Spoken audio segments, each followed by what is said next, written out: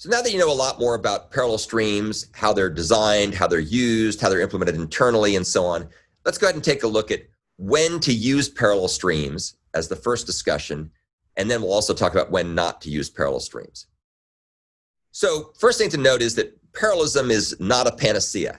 A parallel program always does extra work compared to a non-parallel program. And when I say more work, I don't mean it runs things faster. I mean that it's got extra work it has to do that's above and beyond what you would do if you were just doing a sequential version. In particular, it needs to partition the overall task up into a bunch of subtasks. It then needs to process all the subtasks, and that's typically all that a sequential program does. It just does the processing. There's no need to partition things. And then finally, a parallel streams implementation needs to combine all the subtask results into a final reduced result. So the key point here is that a sequential program won't need to do step 1 and it won't need to do step 3. It'll just do step 2. That's all it needs to do. So there's always extra work that a parallel program does.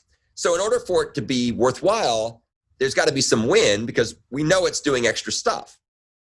So as a consequence, it's really important to recognize that Java streams and Java parallel streams in particular are useful in some, but by no means all conditions. And so it's up to you to know when to use it. There's a nice article in the link at the bottom of this slide that goes into some of the details of when to use different approaches. And I'm going to summarize the guidance that's in that document here in the rest of this lesson. So Java parallel streams are most useful when certain conditions hold. So when the behaviors have certain conditions. 1, they're independent. In particular, if you have an embarrassingly parallel task where there's no dependencies between the subtasks and no need to communicate between the tasks, then parallel streams is typically a really good thing, and that's when you want to think about using it. Good example of this would be searching for phrases in a list of input strings. So our William Shakespeare, Complete Works of Shakespeare search program, fantastic example of an embarrassingly parallel program. And as you saw there was a whole slew of different ways of doing this. And you can search for each phrase in parallel. You can search for each input string in parallel. You can search chunks of each input string in parallel. And when you do all 3 of these things, then you get the biggest bang for your buck. And we'll talk later, probably towards the end of the class, about the search with parallel splitterator example, because that demonstrates using all these capabilities.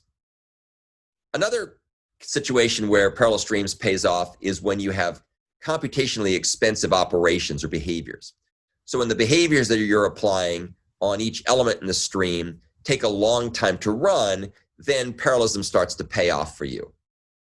And another situation, which is not always the same, but sometimes the same, is when you have many elements of data sources. So if you have lots and lots and lots of things to process, then you're likely to get a bigger win from parallelism.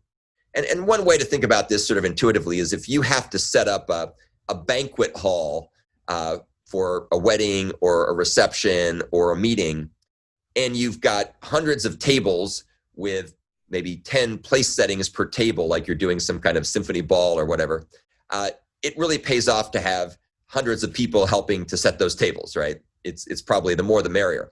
On the other hand, if you're trying to set up your dinner table for your roommates or your family, and you've got 4 or 5 place settings, it doesn't make a lot of sense to have hundreds of people trying to set that table because you're just going to make a big mess.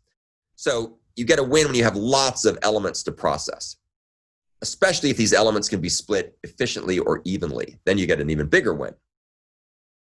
So this combination of the number of elements and how computationally intensive each one is leads to something called the N times Q model, which Brian Getz has talked about many times, where N is the number of data elements to process and Q is a quantification of how CPU intensive the processing is.